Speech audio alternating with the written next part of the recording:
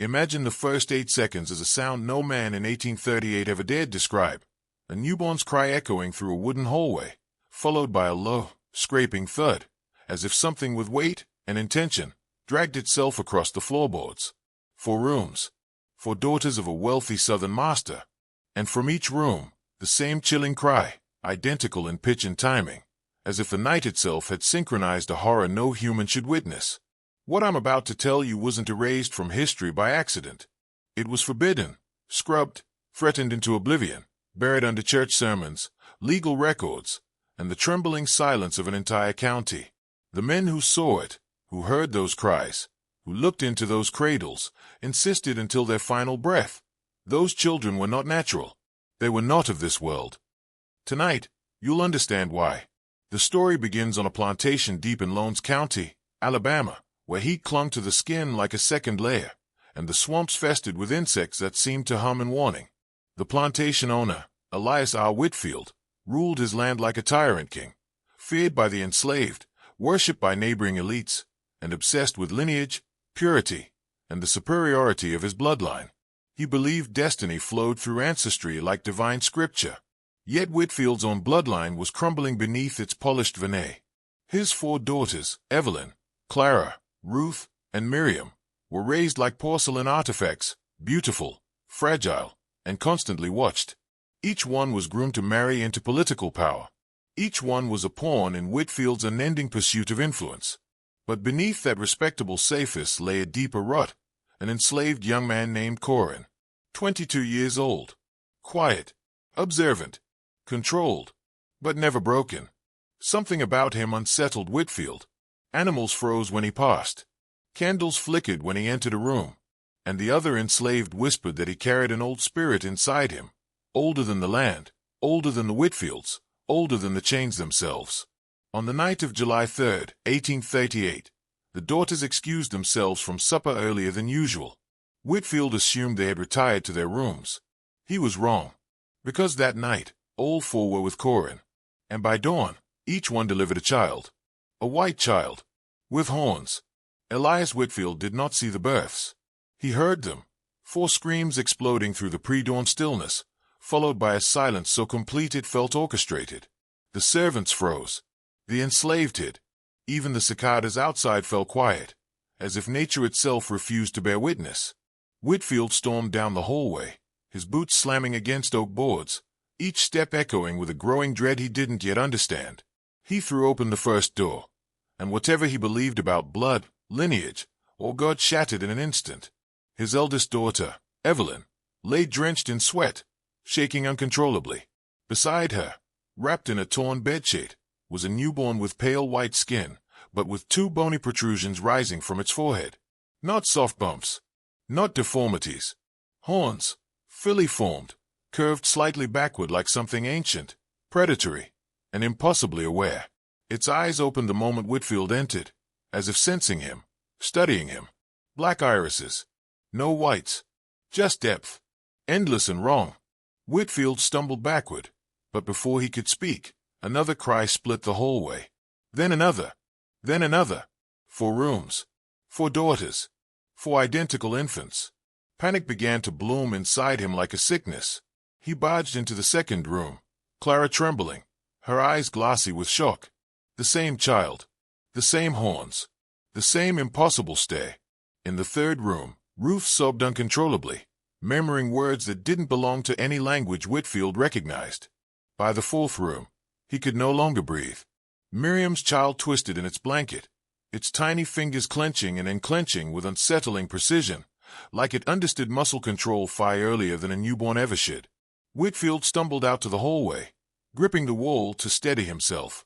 His mind clawed for explanations, disease, deformity, witchcraft, anything, but nothing fit.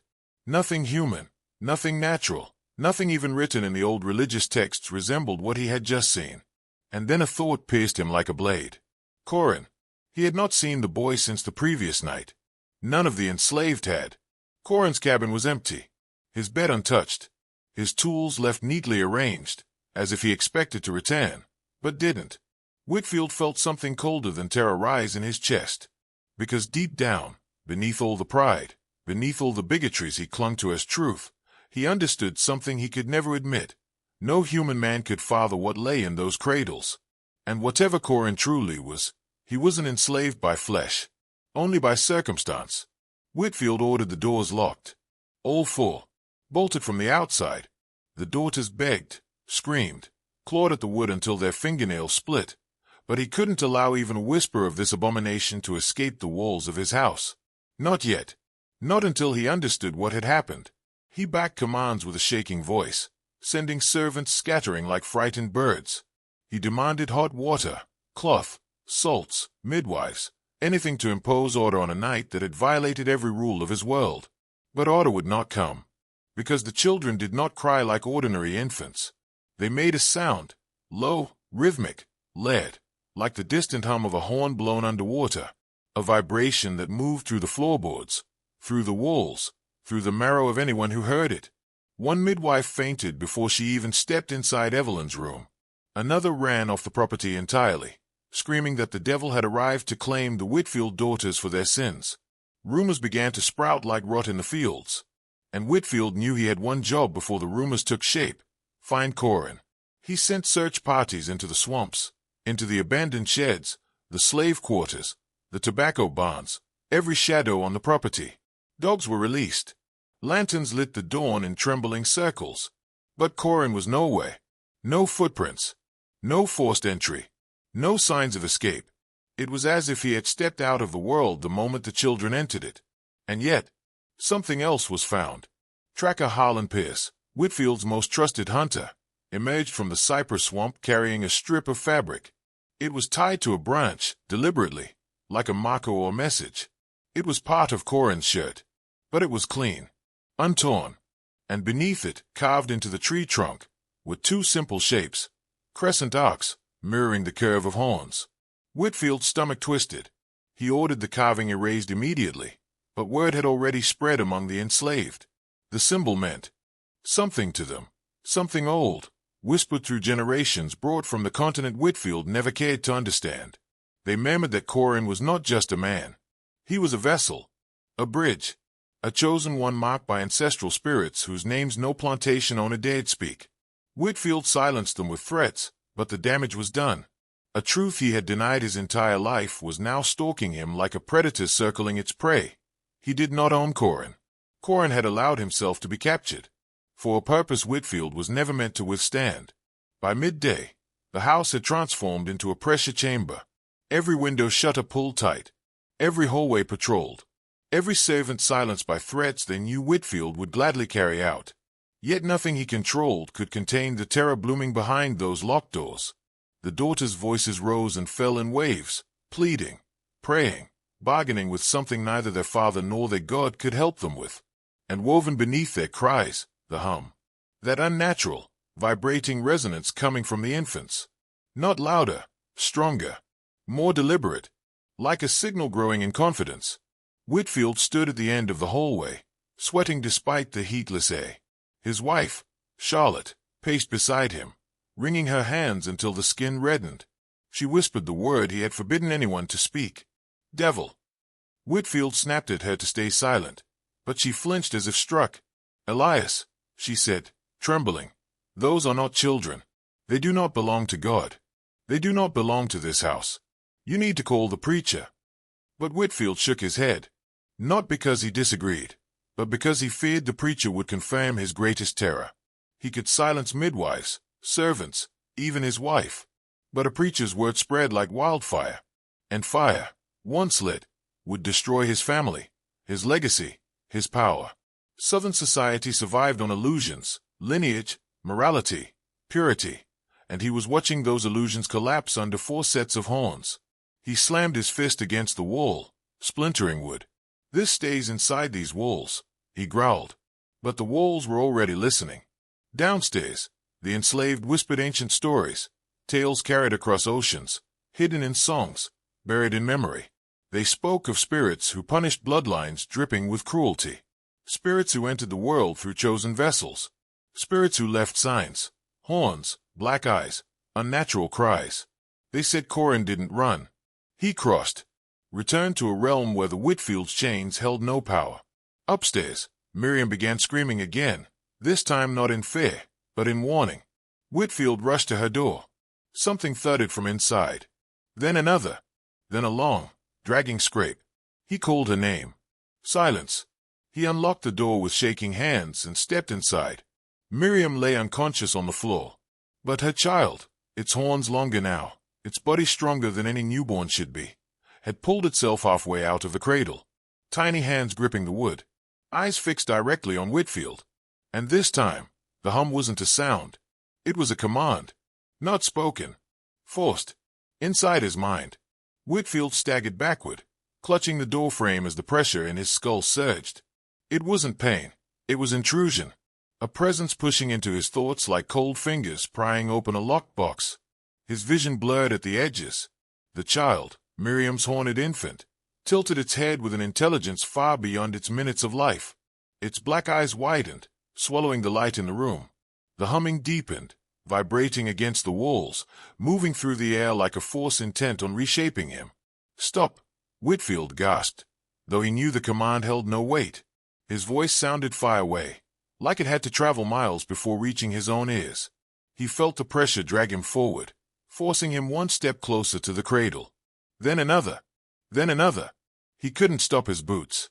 His own muscles betrayed him, bending to the will of something he could not name. The baby reached toward him. Its fingers brushed the air, and Whitfield felt a flash, images flooding his mind. A great black expanse. Fire without heat. Faces carved in shadow. Horns. Always horns. Rising from ancient skulls buried deeper than any plantation soil.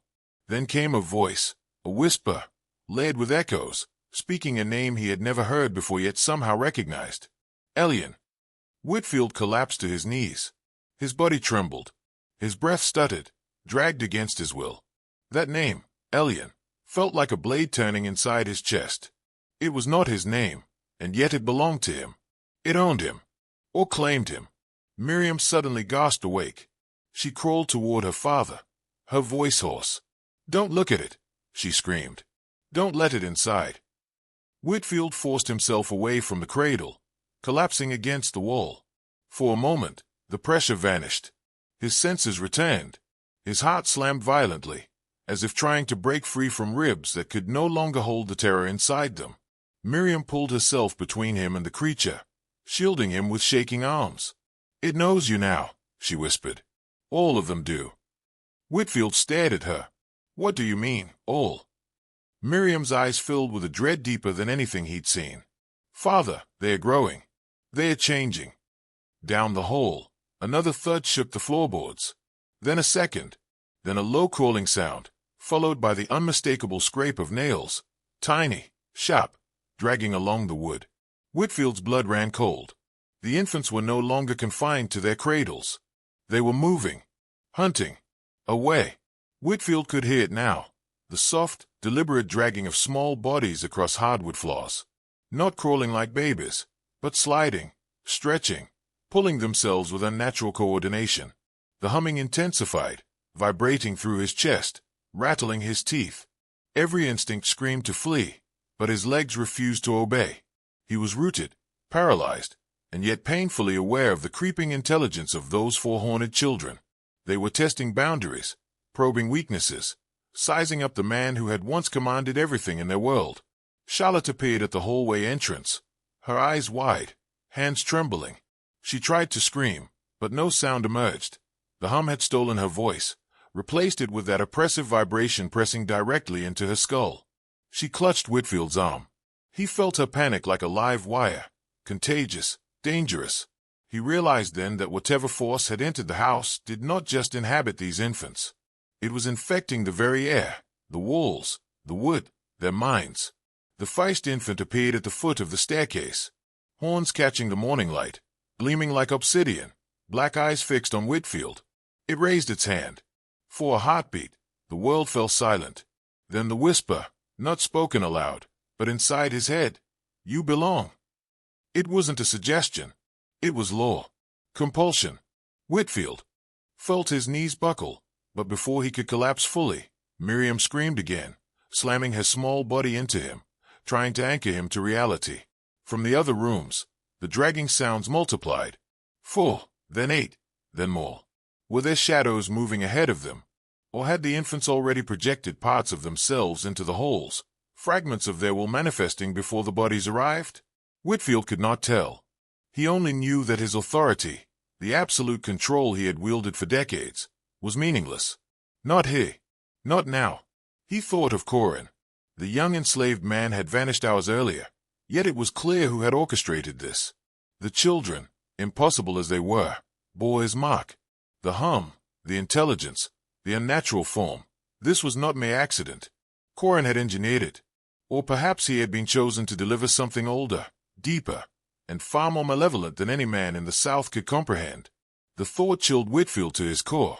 He had been living under the illusion that the world could be tamed, owned, ordered. Now he knew the truth. The world, and its hidden powers, owned him. A new sound split the whole, more deliberate than before. A low, guttural voice, unmistakably coming from the infants, yet layered with something older, something ancestral. The voice was not one, but many, speaking at once. A chorus of warning, a chorus of command, a chorus that promised judgment. Whitfield fell to his knees, gasping, clutching his head. The walls seemed to breathe. The ceiling pulsed. The air thickened. The children, now fully aware of their dominion within this house, crept closer, each step a declaration of power. And in that moment, Whitfield understood the cruelest truth. Nothing in his life had prepared him for this. Not his wealth, not his control, not his lineage. He was utterly powerless. The children advanced slowly, deliberately, their movements impossible for creatures of mere hours. Whitfield tried to rise, but his body refused. The hum had become a cage, invisible yet suffocating, pressing against his chest and skull. Every step the horned infants took radiated intent, precision, and awareness, an intelligence older than his own, an authority he had never been permitted to challenge. He understood in the deepest parts of himself that these were not children in any sense he had ever known. They were emissaries of something ancient, something that had been lying dormant beneath the veneer of his plantation, beneath the laws and religion he revered, beneath the human world entirely. Miriam clutched his sleeve, whispering, "They know who you are. Father, they know what you've done." Her voice trembled, not with fear but with recognition, an understanding he could not yet access. The others were quiet, stunned. But Whitfield felt it, judgment. Not for the sins of the daughters, not even for his own cruelty, but for the arrogance of believing one could dominate life itself without consequence.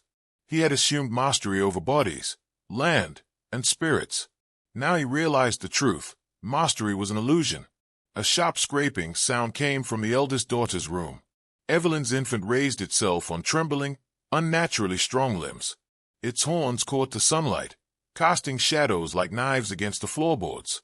The hum vibrated into Whitfield's bones, and suddenly he knew the meaning of fear at a level beyond imagination.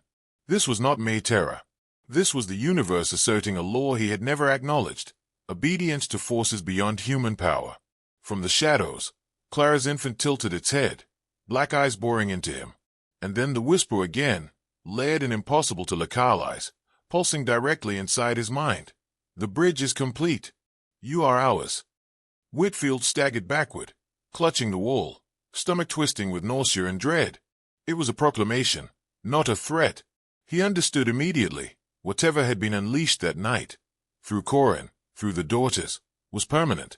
There was no return, no redemption, only adaptation or annihilation. Charlotte tried to intervene, raising a hand as if to push the infant back. But her voice failed her, lost within the invisible pressure. She fell to her knees, silent, powerless. Whitfield realized with a sinking certainty that he and his family were now pawns in a game played by forces older than the South, older than the plantations, older than any god they claimed to save. The hum rose to a crescendo, a symphony of command, of judgment, of inevitability. It filled every corner of the house, leaving no space untouched by its authority.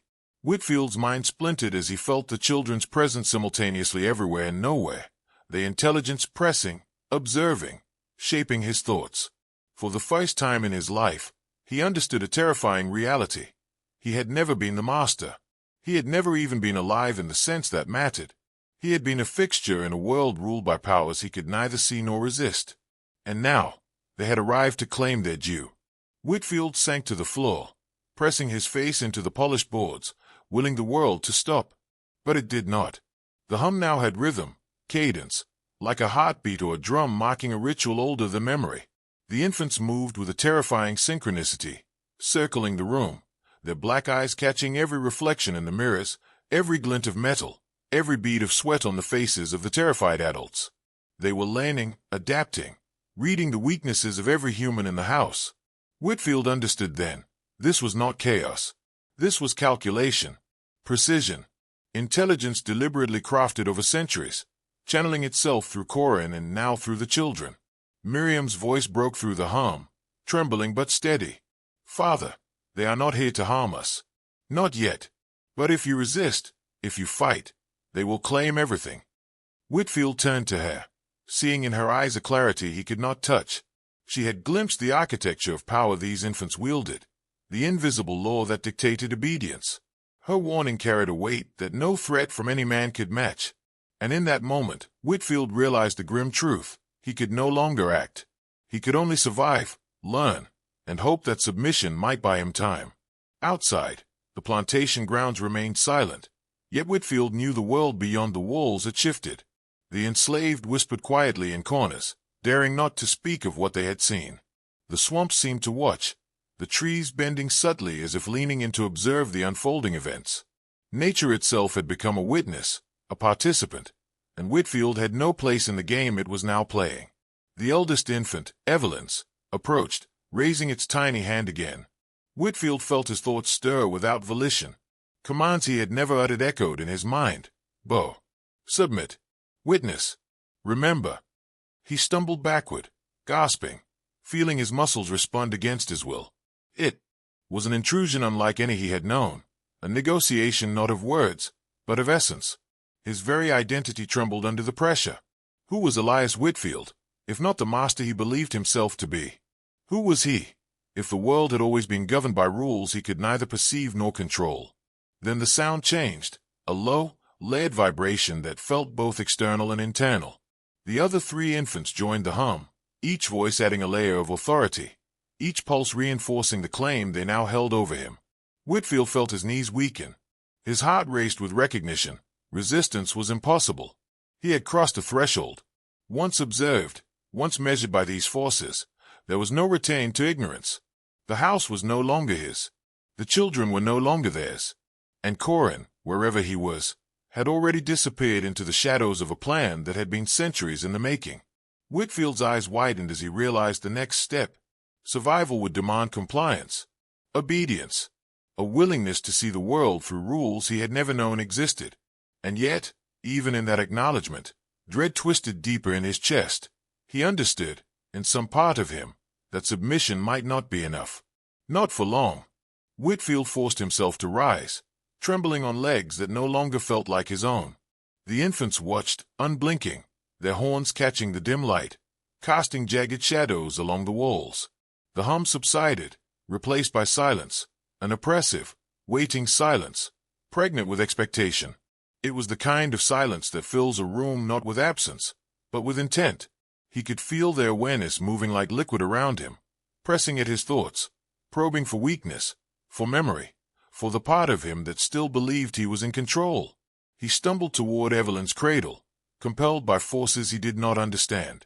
The infant reached out, tiny hands brushing against his chest, and a shiver ran down his spine. Not fear, not cold, recognition. The presence inside the child recognized him, and he recognized it. It whispered, not in sound, but in thought, images of the past, of lineage, of cruelty he had inflicted and ignored. Every lash, every command, every act of domination flashed through his mind, compressed into unbearable clarity. And then, a promise. All debts will be remembered. Whitfield fell back, his knees hitting the floor. The room spun. He tried to speak, but the words caught in his throat. Charlotte grabbed him, her trembling hands seeking any anchor to reality. But the infants, 4 of them now encircling him, moved in unison, their black eyes locked onto his, drilling, extracting, shaping. He understood then that they did not merely observe. They judged. They calculated.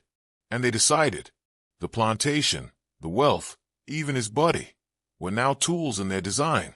A sound came from the attic, a faint tapping, rhythmic, almost human. Whitfield froze. He had sent the search party hours earlier, convinced the upper floors were empty. Now he realized it didn't matter. The house was alive. Every beam, every floorboard, every shadow became a conduit. The tapping repeated, louder, echoing through the hallway, vibrating against the walls, stirring the hum once more. Whitfield's chest tightened. He could not move without their permission. Even thought itself was no longer free. Miriam clutched her mother's sleeve. "Father," she whispered, voice cracking. "Corin was never a man. He was the beginning. And we are the continuation." The weight of her words pressed on him. Continuation of what? He didn't know, and he feared to ask. Yet, instinctively, he understood the truth.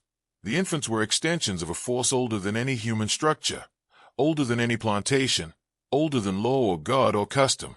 Corin had been the vessel. They were the progeny. And he, Whitfield, was merely an observer in their design. The room darkened, not by sun or shadow, but by intent. The light bent around the infants, shifting to follow them, highlighting their horns, their impossibly aware eyes. Whitfield realized, finally, that the rules of his world no longer applied.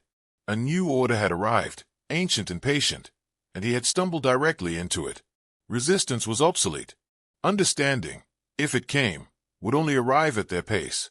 And their pace was eternal. Whitfield's mind churned with disbelief and terror. He had spent his life mastering the material, enforcing laws, dictating every movement on the plantation, and now he realized he had been nothing more than a spectator to forces far beyond his comprehension. The infants circled him slowly, each step deliberate, each movement reinforcing the reality that power had shifted irrevocably. The hum returned, low and insistent, vibrating against his chest, resonating with the marrow in his bones. It was a sound not of nature, but of authority, a language older than words, understood by instinct alone. Charlotte clung to Miriam, murmuring prayers that seemed to dissolve in the air. Whitfield wanted to scream at them to stop, to assert what little authority he had left, but the words would not form. The infants had stolen his voice, along with his certainty. His own thoughts rebelled against him, twisting into images of the plantation burning, of crops withering, of animals fleeing in unnatural patterns. The house itself seemed to pulse, responding to the children as though it were alive, feeding on fear, anticipation, and control. Suddenly, Evelyn's child approached him, hands outstretched. Whitfield felt a strange compulsion, to kneel, to submit, to acknowledge what he could not yet name. Images flooded his mind, Corin moving with purpose through the night, chanting in a language he had never heard, summoning something that had existed long before the South or slavery or any human law. The children were not human. They were the first fruits of a design older than the plantation, older than the Whitfield bloodline, older than the rules of men. Ruth's infant emitted a guttural vibration, resonating with Evelyn's in perfect harmony. Whitfield felt his resolve crumble, his identity fraying under the pressure. The world he had known, the order he had enforced, the pride he had carried, all of it meaningless. He was being rewritten by forces he could not resist. And the thought terrified him more than death, more than fire, more than any human punishment he could imagine. Miriam whispered again, her voice trembling but clear. "They are the bridge, Father. And we are the threshold. Once you see them as they truly are, there is no turning back." Whitfield shuddered, realizing the magnitude of her words. This was no longer about him, or even the plantation.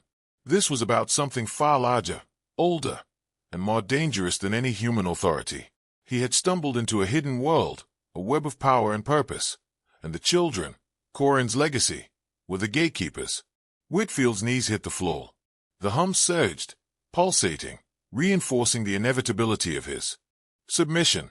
Every thought, every muscle, every breath belonged to something else now. The infant's horns glinted in the faint light, like ancient symbols marking dominion. And for the first time, he understood. The Whitfield name, the plantation, even his own body, none of it mattered. Only obedience remained. And the children were patient, eternally patient. Hours passed, though Whitfield could not tell how many. Time itself had become irrelevant. warped by the presence in the house. The infants moved methodically, exploring, testing, their black eyes observing every twitch, every flinch, every thought he tried to conceal. They were learning, growing, measuring the limits of his mind and body. He realized with growing horror that they weren't merely alive, they were calculating, conscious beyond comprehension, extensions of a force ancient and deliberate, carried through Corin into this world. Charlotte had collapsed, muttering prayers that no longer reached the walls.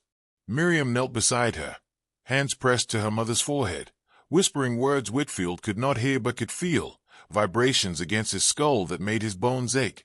He wanted to intervene, to regain some semblance of control, but the compulsion had become unbearable. He was no longer master of his own body. He was a witness, trapped, exposed, at the mercy of beings who measured thought, emotion, and intent with precision no human could match. The first infant, Evelyn's, climbed into the cradle with impossible grace, tilting its head as if considering him.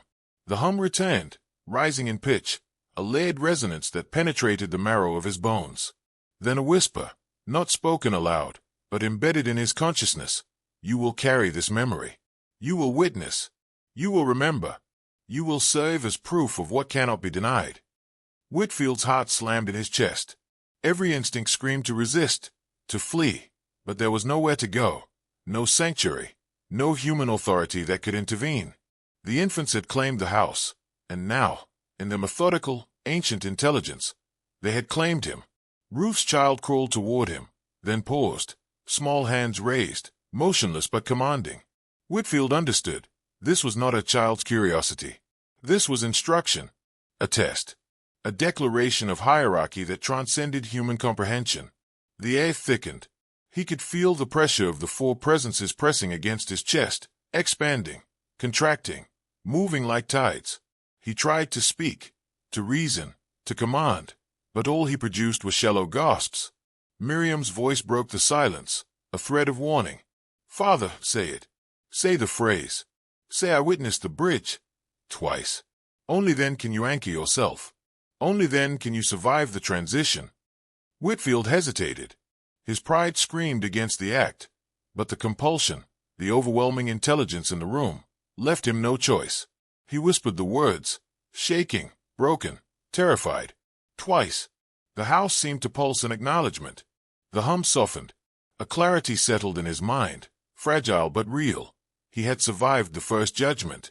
But he knew, deep in his soul, this was only the beginning. Whitfield's body slumped against the wall, knees scraping the floor, his lungs heaving as if he had run a marathon. The words he had just spoken, I witnessed the bridge, echoed in his mind, a mantra forced upon him by a will older than his comprehension. And yet, repeating them had anchored him, however briefly, to a fragile thread of sanity. The infants paused, their black eyes locking onto him with a calculated patience. He could feel them measuring every tremor, every thought, as if confirming that his allegiance, or at least his acknowledgement, had been registered. Miriam stood beside him, her small frame impossibly strong in this charged environment. You see them now, she whispered, voice trembling, for what they are. They are not children. They are law. They are judgment made flesh. They move with intention. They act with history behind them. Do you understand? Whitfield could only nod weakly. Understanding was dangerous. It made him accountable, made him complicit, made him a witness to truths no man was meant to endure. And yet he had no choice. Comprehension had become unavoidable. The hum shifted again, this time deeper, resonating with the floors, the beams, the walls themselves.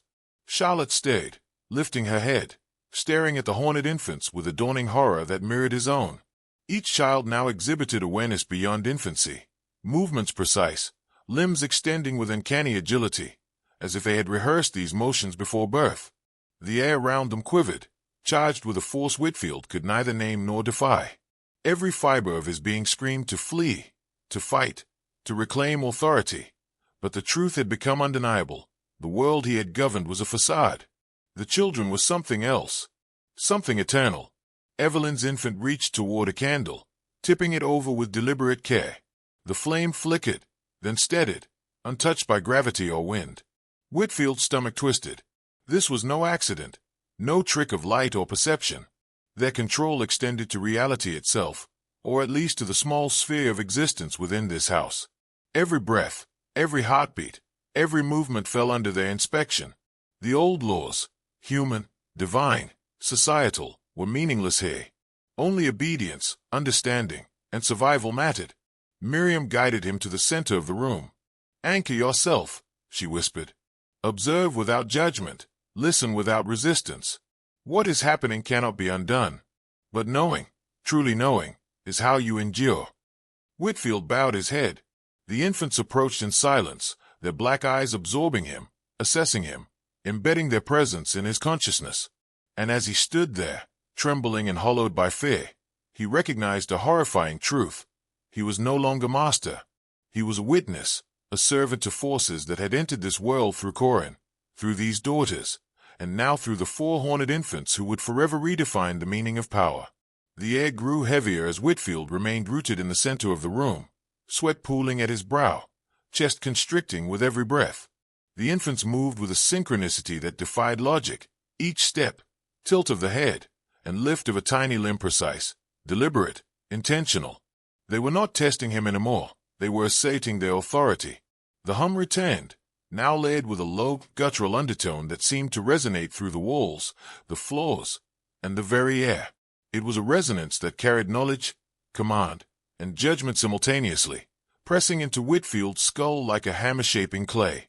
He realized in a chilling instant that every thought, every memory, every instinct he had relied upon for decades was now under scrutiny. Evelyn's child lifted from the floor, standing unassisted, intelligent than any human mind could contain.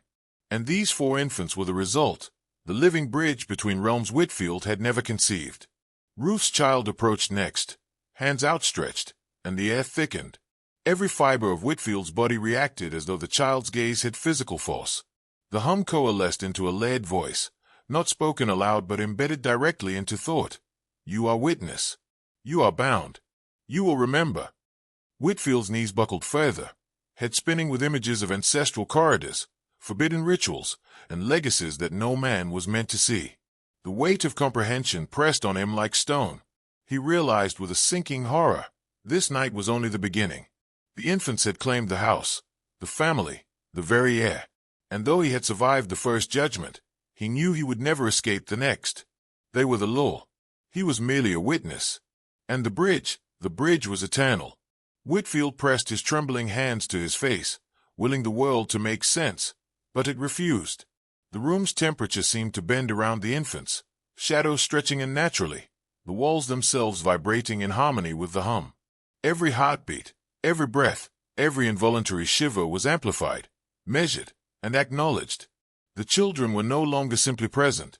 They were an authority over reality itself.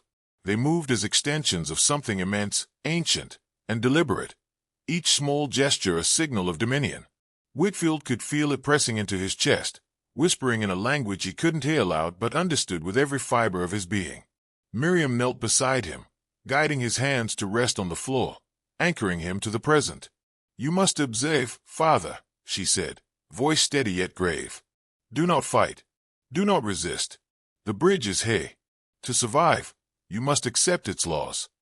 Whitfield obeyed mechanically, his mind teetering on the edge of collapse. The infants circled, their synchronized steps creating a rhythm that resonated directly with the pulsing hum, embedding a sequence of awareness into his consciousness. He was both terrified and mesmerized, understanding that defiance was meaningless. Evelyn's infant lifted a hand and traced invisible lines in the air. The motion left a lingering pressure in Whitfield's mind, as if the child had drawn a map of thought he could not comprehend. Ruth's child followed, mirroring the movement, and Clara's, then Miriam's. The four gestures overlapped, creating a lattice of control, subtle yet absolute. Whitfield felt his own thoughts bending toward them, memories he had suppressed surfacing unbidden, raw and exposed. The hum became a conduit, and he realized with a sinking dread that the infants were teaching him, not with words, but with imprinted awareness. Charlotte moaned softly, pressing her face into her hands. Her prayers were futile here. She was irrelevant, powerless to influence the unfolding truth. Whitfield understood that he alone had been chosen to witness, to process, to survive. And yet, survival demanded obedience, not to God, not to law, not to any human authority, but to forces older than men, older than empires, older than time itself. The hum shifted into a pattern he could barely identify, a cadence that resonated with his soul, pressing memories of the plantation, Corin, and the ancestors who had whispered secrets through generations into his consciousness. Whitfield understood, with agonizing clarity, that the children were a bridge, and he had been brought here not to dominate, not to escape, but to witness. And what he saw would haunt him forever. Whitfield's eyes, wide and unblinking, tracked the movements of the infants as they advanced with impossible deliberation. Every gesture, every tilt of a haunted head, every synchronized step radiated intent, a lore older than the plantation, older than any king or overseer, older than the god he had invoked so often in his cruelty. The hum now pulsed with urgency, a layered resonance that seemed to stretch across the house, vibrating in the beams, the walls, the very floorboards. It carried knowledge, judgment, and command all at once.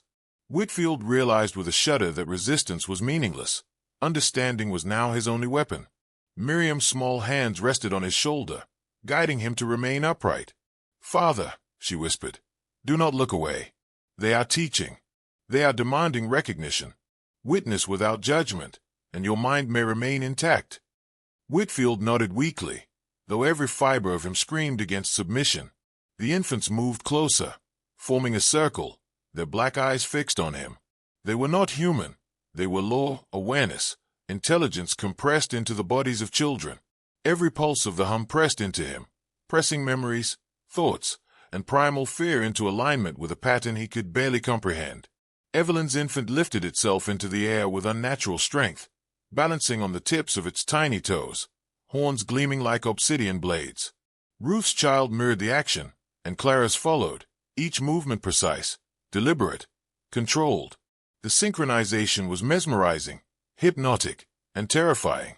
Whitfield felt his own muscles respond without volition, stepping slightly forward, leaning, bending, compelled by forces he could neither see nor resist. The house seemed alive, its very structure resonating with the infant's command. Charlotte moaned softly, pressing her face into her hands, powerless. Whitfield understood, in a flash of cold clarity, that survival depended entirely on obedience, on submission to the bridge these children represented. Not defiance, not flight, not argument. Obedience alone could preserve his fragile awareness. He felt the hum penetrate deeper, embedding fragments of awareness, ancestral knowledge, rituals, and rules into his mind. The bridge was no longer a concept. It was alive, patient, eternal, and now he was a part of it. Miriam's voice cut through the resonance, sharp and calm. "Father, speak the phrase. Twice. Anchor yourself. Only then can you endure what comes next." Whitfield's throat tightened, but he forced the words. "I witnessed the bridge. I witnessed the bridge." The hum shifted subtly, acknowledging the concession. Whitfield felt the first fragile thread of control return to his mind, but he knew, deep down, that this was only the beginning. The bridge had arrived, and he was forever changed. Whitfield's knees ached, his limbs trembling as he repeated the phrase, anchoring himself against the tide of awareness that threatened to consume him. The hum softened, not gone, but transformed into a low, rhythmic pulse, like the heartbeat of the house itself. The infants now circled him deliberately, their movements a choreography of authority. Each step was a lesson, each tilt of a horned head a reminder of his irrelevance. The air seemed charged with their presence, vibrating against his skin, infiltrating his. With unnatural balance, horns catching the dim light like daggers.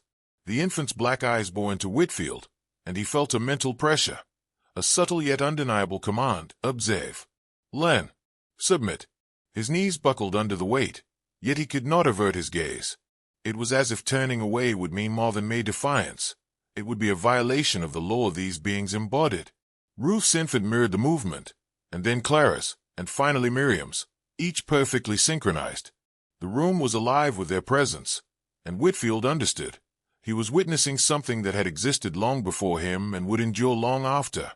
Charlotte moaned softly, pressing her face into her hands, unable to comprehend, unable to intervene. She was irrelevant in this moment. Whitfield, however, was the designated observer, the vessel for understanding. That role terrified him more than the physical threat. The infants were not limited to their size or their age. They were extensions of something far greater, a system of intelligence and power woven into the world long before humans had erected laws or plantations or hierarchies. And he, Elias Whitfield, was the first adult to truly see it. A faint tapping echoed from the far hallway. Whitfield turned his head and saw shadows moving in the corners, forms too subtle to identify, yet unmistakably alive. The infant's hum shifted again, modulating into chords of awareness that pressed at his mind. He could feel it penetrating deeper, touching memories he had buried, thoughts he had hidden even from himself. It was as if they were cataloging him, understanding him, and simultaneously teaching him. Every instinct of resistance, every surge of arrogance, every attempt at command crumbled under the weight of their presence. Miriam stepped forward, placing a small hand on Whitfield's shoulder. "Father," she whispered, "remember the phrase. Twice. Anchor yourself. You cannot escape what is coming, but you can endure it." Whitfield obeyed, voice trembling, saying aloud, "I witnessed the bridge. I witnessed the bridge." The hum softened slightly, and for the first time, a semblance of clarity returned. Yet he understood the truth. This clarity was temporary. The infant's dominion was absolute, eternal, and only beginning. Whitfield's body shook as he repeated the phrase, his voice cracking under the weight of inevitability. The infant's black eyes followed every motion, every flicker of doubt, every shiver of submission. The hum softened only slightly, settling into a rhythm that seemed to echo the beating of his own heart, yet not entirely his own. It was a pulse older than his comprehension, something that had existed long before him, long before the walls, the plantation, even the very land beneath his feet. And now, it was observing him, measuring him, deciding what he would be allowed to retain of himself, if anything at all. The house itself seemed to respond. Floorboards pulsed with subtle vibrations, walls contracting and expanding as though breathing. Shadows moved independently of the light, folding and stretching in ways that made no sense. Whitfield realized with growing horror that the infant's presence had extended beyond their bodies. They were a force, a network, a law embodied in flesh and bone. Every corner of the house was an extension of their will.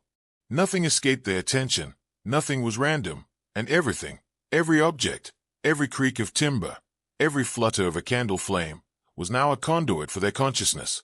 Charlotte shivered in place, her hands pressed to her chest, as if holding herself together against the impossible reality. Miriam, still calm despite her small size, guided him to a central position in the hallway. "Observe without resistance," she instructed. "Every movement, every reaction is part of the lesson. They are teaching you the rules, Father. Rules older than man, older than law, older than fear itself." Whitfield nodded weakly, feeling the full weight of her words. Submission was no longer optional. Awareness alone was survival. Evelyn's child advanced toward him, small feet clicking against the polished floor.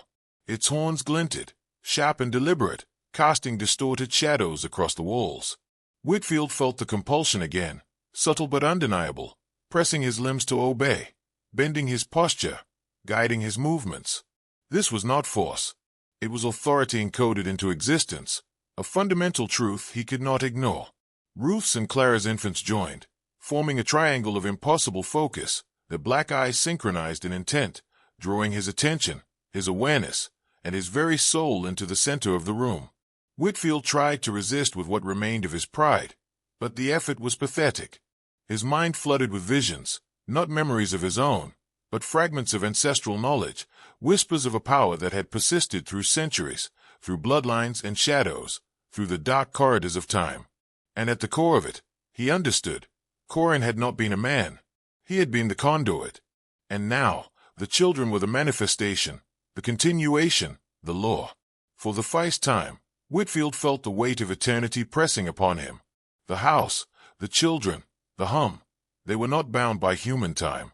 He was merely a witness, a servant, and perhaps, in some way, an apprentice to a system he could neither resist nor fully understand.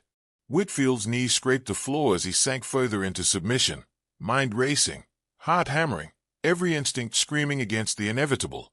The infants advanced with silent authority, a slow, predatory grace that defied their size and age. Their horns glinted sharply in the flickering candlelight, casting angular shadows that seemed to stretch across the room, wrapping around him like spectral chains.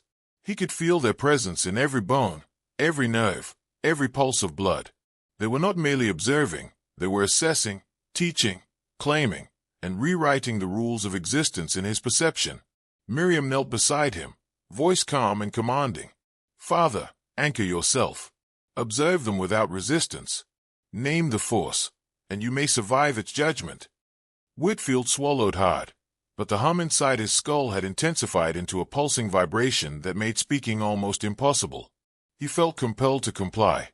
Words formed in his mouth like molten lead. "I witnessed the bridge. I witnessed the bridge." Twice.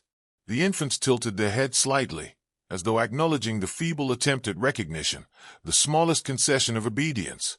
Outside, the plantation remained silent, but Whitfield knew that silence had a weight, an awareness. Even the swamp seemed to watch, trees bending subtly, shadows shifting unnaturally. The power he had once believed was absolute in his domain, the power to own, to command, to punish, was now irrelevant. Corin, wherever he had vanished, had orchestrated the arrival of something older, deeper, and more. Thoughts, bending perception itself. Miriam's voice cut through the oppressive weight of sound. "Father, observe. Not with fear, but with understanding. They are not here to destroy, they are here to reveal. Witness their law, their design, their purpose." Whitfield nodded, barely breathing, recognizing the truth in her words even as his instinct screamed against it. The children were not mere aberrations, they were instruments, vessels, and living codices of knowledge humanity had been forbidden to comprehend. Every movement, every glance, every subtle shift in posture contained lessons older than empires. Evelyn's infant reached out, tiny fingers brushing the floor as if reading its history from the grain of the wood. Ruth's child mirrored her movements, Clara followed, and Miriam's infant completed the circle. Their synchronized gestures formed a lattice of unseen authority, a network of intelligence that Whitfield felt pressing into his mind. Memories, instincts, and ancestral knowledge surfaced unbidden, rituals whispered through generations, names buried in silence, truths that men had destroyed themselves to forget. The house itself seemed to pulse with this energy, responding to the children as if it were a living extension of them. Charlotte whimpered softly, pressing herself into the wall, but Whitfield understood that she was irrelevant. He alone had been chosen to witness, to endure, to survive long enough to comprehend the bridge they represented. The infant's presence was a curriculum, one written in reality itself, and every fiber of his being was a student in a lesson he could neither escape nor fully grasp. Whitfield's chest constricted as the hum reached a subtle crescendo. The children stepped closer, their black eyes locking onto his, pressing awareness into him like iron. Miriam leaned close, whispering, "Father, remember the phrase. Twice. Anchor yourself. Do not resist what must be witnessed." Trembling, Whitfield spoke. "I witnessed the bridge. I witnessed the bridge." The air shifted. For a fleeting instant, he felt a thread of clarity. But he knew the truth. The bridge was eternal, the lesson unending, and the children, the law incarnate, would never release their claim. He was irrevocably part of something far larger than himself. Whitfield's mind felt stretched thin, like a canvas being pulled over a frame too large for comprehension. The children moved with a precision that made his head spin, their synchronized steps creating patterns in the air that his senses strained to decode. The hum persisted, low and insistent, vibrating into the very marrow of his bones. He realized, with a cold certainty, that it was not merely a sound, it was a language, one older than man, one written into the fabric of reality itself. Every pulse, every wave of resonance carried meaning, and every meaning demanded recognition. Miriam placed her small hand firmly on his shoulder, grounding him. "Father, you must see it as it is," she whispered, her tone unshakably calm. "They are not children. They are codices, laws embodied in flesh. They are the bridge that connects what you know to what you are forbidden to know. Do not flinch. Do not resist. You are witness." Whitfield nodded, swallowing hard against the rising tide of nausea and dread. Submission was no longer a choice. To resist would be annihilation, not of the body, but of mind and soul. Evelyn's infant advanced, the tips of her horns glinting like blackened steel, casting fractured shadows across the walls. Ruth and Clara followed, completing a triangle of impossible awareness, while Miriam's infant hovered at the apex, eyes locked on Whitfield. Each movement carried authority. Each gesture commanded attention, reshaped perception, and demanded compliance. The house itself seemed to respond, timbers groaning in subtle rhythm, walls breathing, the floor pulsing in harmony with the hum. He understood, in the deepest recesses of his mind, that resistance was futile. Charlotte whimpered, pressing herself against the fire wall, invisible and irrelevant to the unfolding truth. Whitfield alone had been chosen to witness, to endure, to internalize the bridge. The hum shifted again, led, pressing images of Koran, rituals whispered across centuries, and the daughter's complicity into his mind. The weight of ancestral knowledge and forbidden law threatened to break him, yet he clung to the fragile thread of consciousness afforded by Miriam's guidance. Miriam leaned closer, voice sharp. "Father, speak it again. Twice. Anchor yourself to witness, not to resist." Trembling, Whitfield obeyed. "I witnessed the bridge. I witnessed the bridge." The resonance shifted subtly, a recognition, an acknowledgement of his compliance. He felt a fragment of clarity retain, but the knowledge pressed upon him relentlessly. This was only the beginning. The bridge, the law, the children's dominion, eternal. He had crossed into a world humans were never meant to understand, and there was no retaining. Whitfield felt the weight of eternity pressing into his chest, a force that had no beginning and no end. The infants moved with deliberate patience, each step, each tilt of a horned head reinforcing the invisible hierarchy of power in the room. The hum had evolved again, becoming a lead resonance, vibrating against his skull, threading into his very thoughts. It was more than sound. It was presence, authority, and law. Each pulse of it carried knowledge, judgment, and inevitability, and Whitfield understood with terrifying clarity that he was no longer a master, no longer even a man in the traditional sense. He was a witness, a conduit for forces far older and more intelligent than humanity. Miriam's small hand pressed firmly against his arm. "Observe," she instructed, voice steady, unyielding. "Do not resist. You are the vessel for comprehension. Father, witness their law. Witness their purpose. Only then will you survive the transition." Whitfield nodded, though every instinct screamed in opposition. The infant's black eyes bore into him, pulling him into awareness, forcing his mind to bend to their rhythm, their patterns, their hidden intelligence. He could see the faint outlines of forces in the air, invisible threads that connected them to the house, to the land, to something older than time itself. Evelyn's infant stepped forward, the tips of her horns glinting sharply in the flickering light, casting shadows that seemed alive, bending toward him like grasping hands. Ruth's child mirrored a movement, and Clara's followed, forming a lattice of intent that pressed into every part of his being. Miriam's infant stood at the apex, watching, calculating, silently judging. Whitfield felt his identity splinter, each fragment of ego tested, measured, catalogued. He was nothing but a witness now, and the house, the children, and the hum demanded his recognition. Charlotte whimpered, curling into herself, irrelevant to the lesson unfolding. Whitfield realized that his survival depended not on strength, cunning, or human authority, but on comprehension. To see, to understand, to submit, these were the only tools left to him. The hum intensified, threading ancestral knowledge, forbidden rites, and the daughter's complicity into his consciousness. He felt centuries of hidden power pressing down upon him, shaping him, bending him to the lore embodied in these children. Miriam leaned close, voice low and commanding. "Father, repeat the phrase. Twice. Anchor yourself. You cannot resist. You must witness." Whitfield's lips quivered as he spoke. "I witnessed the bridge. I witnessed the bridge." The resonance shifted slightly, acknowledging his compliance. A fragile clarity returned, but he understood the truth. The bridge was eternal, the children's dominion absolute, and he had crossed a threshold from which there was no return. His world would never be his again. Whitfield's knees burned against the floor, his chest heaving, yet he remained rooted, anchored by the fragile thread of comprehension. The hum had settled into a cadence, a low, insistent rhythm that seemed synchronized with his own heartbeat, though it was clear it was no longer entirely his. Every vibration carried authority, each pulse a lesson encoded into the very fabric of perception. He could feel it shaping his thoughts, redirecting his instincts, peeling away layers of ego he had relied on for decades.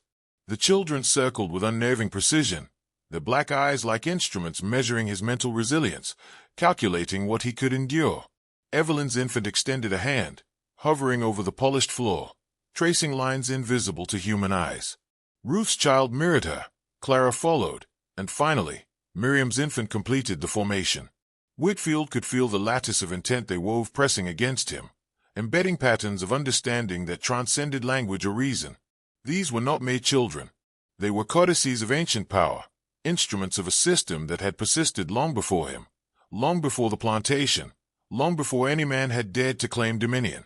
Charlotte shivered in the corner, useless, irrelevant. Whitfield alone had been chosen to witness, to internalize, to survive. He realized, with a sinking awareness, that his survival depended entirely on submission, on absorbing knowledge and acknowledging authority that no human should comprehend. Resistance would not only fail, it would destroy him entirely. Miriam knelt beside him, her eyes piercing, steady, guiding. "Father, anchor yourself." Repeat the phrase. Twice. Witness the bridge fully, without hesitation. Only then can you endure the lure of their presence. Whitfield's throat tightened, but he forced the words. "I witnessed the bridge. I witnessed the bridge." The hum shifted subtly, a recognition of compliance, a thread of clarity threading back into his mind. But the clarity was fleeting. The children were patient, eternal, omnipresent. Every pulse of the hum, every gesture, every black gaze reminded him. He was no longer Master Hay. He was witness. Every detail of the plantation, every corridor, every shadow, every memory of Corin's influence, all were being catalogued, integrated, and judged. Whitfield understood, with a bone-deep certainty, that this was only the beginning. The bridge was not just a threshold, it was a transformation, one he could not refuse. And with that, the house exhaled, the infants paused, and Whitfield knew that his life, what remained of it, had been irrevocably claimed. Whitfield felt the floor tilt beneath him, though he knew it was an illusion, a manipulation of perception orchestrated by the infants. The hum now resonated as if it had a voice, each vibration articulating concepts older than law, older than nations, older than humanity itself. The house itself seemed to lean into the children's authority, walls bending imperceptibly, shadows curling with intent, the very air thick with the weight of knowledge too immense for his mind to hold. Every instinct to flee, to resist, to reclaim control, had evaporated. He was entirely exposed, body, mind, and soul, under the silent judgment of beings older than time. Evelyn's infant crawled forward, delicate fingers brushing along the floor, tracing shapes Whitfield could not see, patterns that pressed directly against his consciousness. Ruth and Clara followed, each movement precise, deliberate, intentional, embedding awareness and authority into every fiber of his being. Miriam's child hovered at the apex, observing, calculating, as though measuring the limits of his comprehension, noting the tiniest tremor of fear, hesitation, or defiance. Whitfield understood, with visceral clarity, that he was no longer a man dictating reality. He was a participant in a system that had existed long before him and would continue long after. Charlotte whimpered softly, pressing herself into the corner, invisible, irrelevant. The children's dominion over him was absolute. His role was witness, anchor, recipient. Every pulse of the hum carried ancestral memory, whispers of rituals long buried, the intentions of Corin, and the unbroken line of influence extending into the infants themselves. Whitfield felt centuries of suppressed truths folding into his mind, threading into his identity, reconfiguring his perception of reality. Miriam's voice cut through the resonance, steady, commanding. "Father," repeated again. Twice. "Anchor yourself to witness. There is no resistance here, only survival through understanding." Whitfield's lips trembled as he whispered, "I witnessed the bridge. I witnessed the bridge." The resonance shifted, a subtle acknowledgement threading into his consciousness, allowing him to retain a fragile shard of clarity.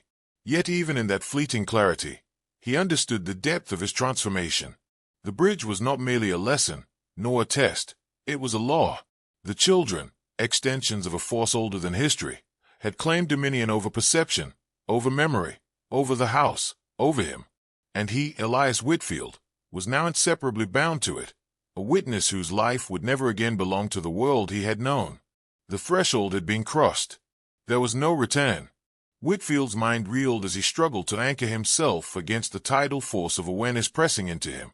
The hum had intensified, vibrating through the walls, through the floors, even through his own bones.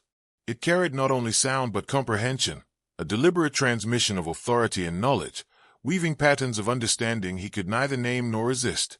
Every thought he tried to hold onto was gently but firmly pried from his consciousness, examined, and reoriented. The infant's black eyes tracked him relentlessly, absorbing not just his fear, but his very essence.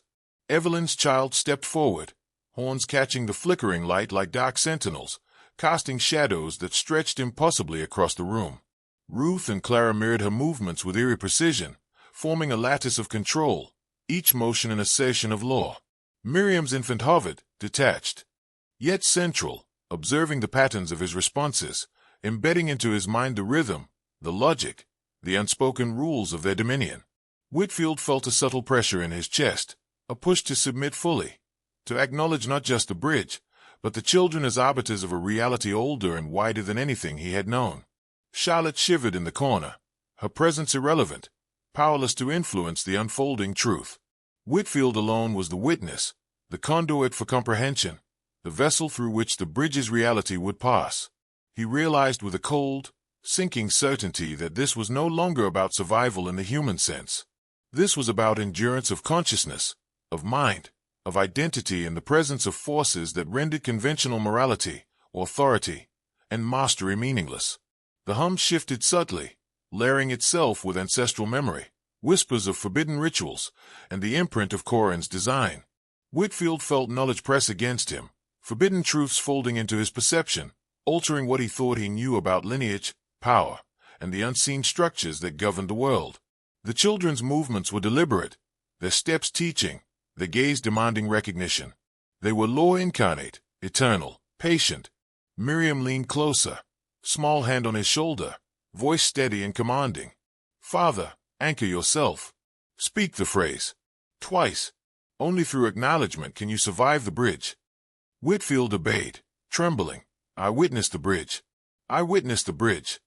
The resonance shifted again, a subtle acknowledgement threading through his consciousness, allowing him to cling to a fragment of clarity. But he understood the truth. The bridge was eternal, the law unyielding, and he had crossed a threshold from which there was no return. His world, his authority, even his sense of self had been irreversibly transformed. Whitfield's head spun as the hum settled into a pulsing cadence, threading through his nerves, embedding itself into his awareness. The infants moved with impossible precision, a synchronized flow that seemed to manipulate time itself. Each step, each tilt of a horned head, each subtle shift in posture carried intent, authority, and unspoken law. The house seemed alive, breathing in rhythm with their movements, vibrating with the resonance of something older than empires, older than man, older than belief itself. Every instinct of resistance, every shred of human pride, dissolved under the pressure of their awareness. Evelyn's infant advanced, small hands brushing the floor as if reading its history. Ruth's mirrored the motion, Clara followed, and Miriam's infant hovered at the apex, eyes fixed on Whitfield. The lattice of their movements pressed against him like gravity, bending perception, shaping thought, embedding knowledge in patterns he could neither articulate nor resist.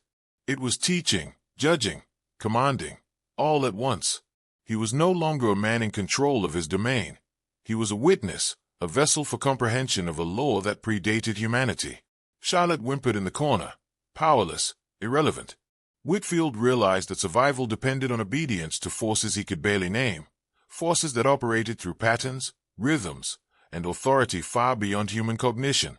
The hum shifted again, threading ancestral memory, forbidden rituals, and the invisible lineage of Corin's influence into his consciousness. Every detail of the house, every shadow, every creak of the floorboards was now a conduit for the children's dominion. Miriam's voice cut through the resonance, calm yet commanding.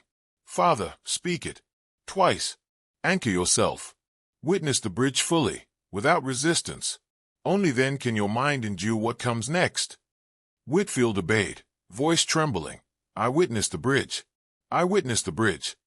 The resonance shifted slightly, a recognition threading into his awareness, a fragile clarity returning.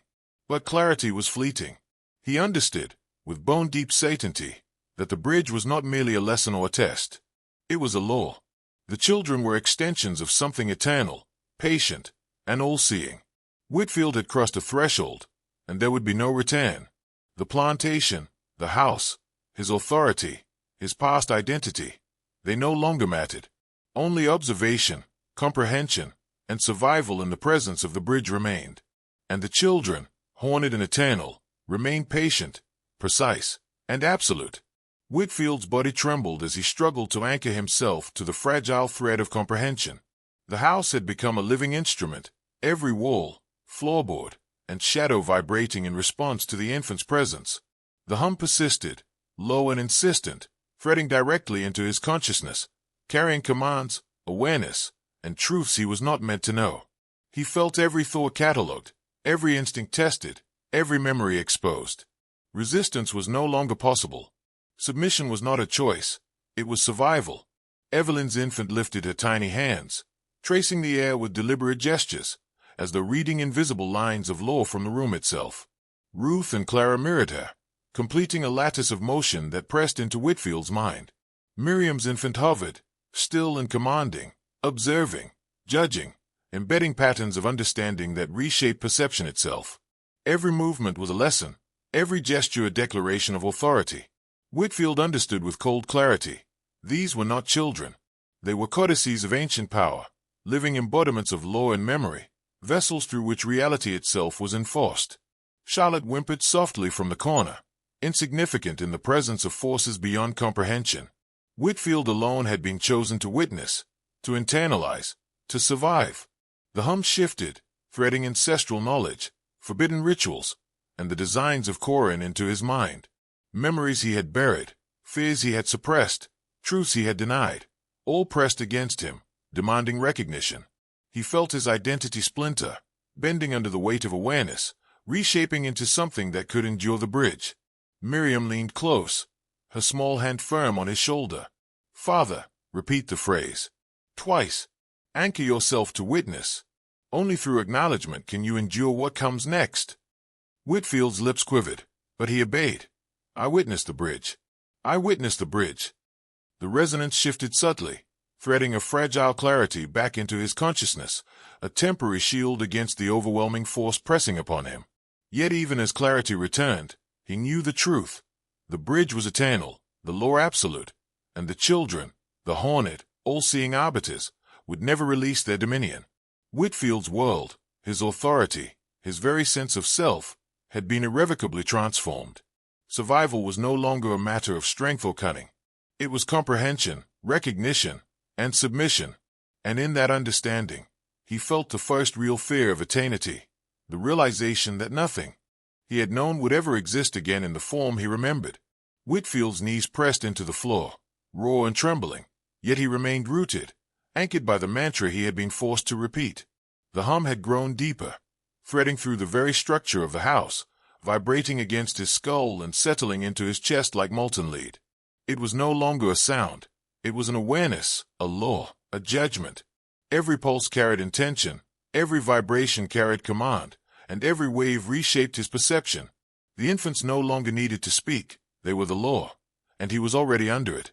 Evelyn's infant stepped forward, tiny fingers gliding over the floor as if drawing invisible scripts of authority. Ruth and Clara mirrored her movements, completing the lattice, and Miriam's child stood at the apex, still and omniscient.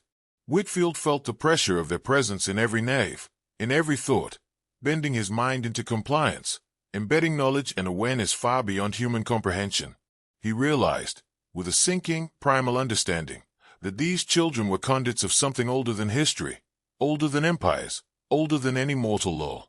Charlotte whimpered softly in the corner, inconsequential, irrelevant. Whitfield alone had been chosen to witness, to endure, to absorb the bridge fully. The hum shifted, threading the memories of Corin, the suppressed truths of generations, and the daughter's complicity into his mind. He felt the weight of centuries pressing into him, and with it, a realization. This was not merely observation, nor instruction, it was transformation. The bridge demanded recognition, acknowledgement, and submission. Miriam leaned close, her voice steady and commanding. "Father, anchor yourself." Speak the phrase. Twice. Do not resist. Witness fully. Only then will your consciousness endure what is coming. Whitfield's lips quivered, voice barely audible. I witnessed the bridge. I witnessed the bridge. The resonance shifted, threading a temporary clarity into his awareness, a small tether in the overwhelming tide of comprehension. Even with this clarity, he understood the truth. He was irrevocably changed. The bridge was eternal. The children's dominion was absolute. His past authority, his identity, his understanding of the world, all of it had been rewritten. What remained of him was now a witness, a servant, and a vessel for awareness far beyond human comprehension. Survival was no longer a matter of skill or power. It was comprehension, obedience, an acknowledgement of a law older and stronger than any man had ever known. Whitfield's world, as he had once understood it, was gone forever. Whitfield's vision swam, the edges of reality blurring as the hum intensified, threading into his consciousness with unstoppable force. The infants moved with the precision of architects, tracing invisible laws across the room, their black eyes fixed, unwavering, demanding recognition. Every pulse of the resonance carried the weight of centuries, a judgment that was at once intimate and cosmic. Whitfield understood, with a cold certainty, that he was no longer master of his fate. He was witness, observer, vessel. Evelyn's child lifted herself with an unnatural poise, tiny horns glinting sharply. Ruth and Clara mirrored her, forming a triangular lattice that pressed authority into his very being, while Miriam's infant hovered at the apex, patient, deliberate, omniscient. Whitfield felt his thoughts bending to align with their rhythm, memories surfacing unbidden, truths long buried rising to the surface, ancestral secrets pressed against his consciousness. The hum resonated in tandem with each motion, reinforcing patterns he could neither ignore nor fully comprehend. Charlotte's soft whimpering faded into irrelevance. She was powerless here, a shadow among shadows, while Whitfield alone had been chosen to witness, to absorb, to endure. The bridge, the invisible law that the infants embodied, was not merely a concept, it was alive, active, eternal. His understanding of control, of power, of the world he had known, crumbled under the weight of it. Miriam's voice cut through the resonance, sharp and commanding. Father, speak the phrase. Twice. Anchor yourself. You are the vessel. Only through recognition can you endure the bridge. Trembling, Whitfield forced the words from his lips. I witnessed the bridge. I witnessed the bridge. The resonance shifted, a subtle acknowledgement threading into his mind, a fragile tether of clarity retaining. Yet the clarity was temporary, ephemeral. Whitfield realized that the bridge was not merely a lesson to survive. It was a force that transformed perception, erased boundaries, and rewrote the definition of existence itself. The infant's dominion was absolute, patient, eternal. They were not bound by age, size, or human comprehension. Whitfield was irrevocably within their law, their system, their will. He had crossed a threshold from which there would be no return. The plantation, the house, his past identity, irrelevant. Only witness, only submission, only enduring awareness remained. Whitfield felt his consciousness stretch, strain, and almost fracture under the weight of the resonance that filled the house. The hum now felt alive, pulsating not just in the air but through every nerve, every cell, every thought. It was an authority older than empires, older than kings, older than humanity itself, and it demanded acknowledgement. The infants moved in perfect synchrony, black eyes fixed, horns glinting in the flickering candlelight, each step deliberate, each motion a command. He was no longer a man in control of his environment. He was a witness to forces that had existed long before him and would continue long after. Evelyn's child extended her tiny hands, brushing the floor as if reading invisible glyphs of lore and memory. Ruth and Clara mirrored her movements, completing a lattice of authority, while Miriam's infant hovered, central, omniscient, observing, judging, embedding patterns of awareness directly into Whitfield's mind. Each gesture reshaped perception, bending thoughts and memories into alignment with a logic and order older than comprehension. He felt ancestral secrets, forbidden rituals, and the legacy of Corin's design pressing into him, rewriting the boundaries of what he had thought possible. Charlotte whimpered softly, curling into a corner, irrelevant to the unfolding reality. Whitfield alone had been chosen to witness, to internalize, to endure the bridge fully. Every pulse of the hum carried layers of information, authority, and judgment, threading recognition into his mind, embedding obedience without coercion. The bridge demanded acknowledgement, comprehension, and surrender, and Whitfield understood that defiance would not merely fail, it would annihilate him, leaving nothing but void. Miriam's voice cut through the resonance, calm yet commanding. "Father, anchor yourself. Repeat the phrase. Twice. Witness the bridge without hesitation. Only through acknowledgement can your mind endure what comes next." Whitfield's lips quivered, voice barely audible. "I witnessed the bridge. I witnessed the bridge." The resonance shifted subtly, threading a fragile clarity into his consciousness, a temporary tether in the overwhelming flood of comprehension.